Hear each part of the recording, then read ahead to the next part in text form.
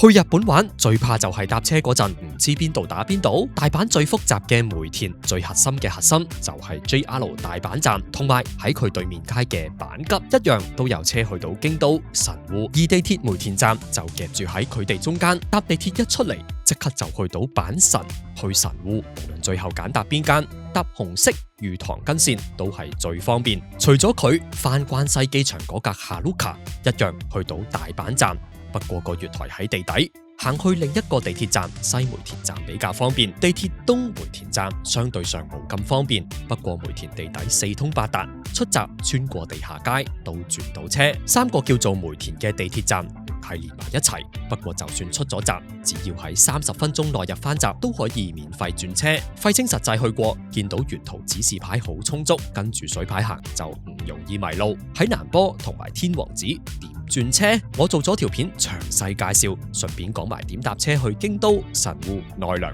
即刻去 YouTube 睇片啦！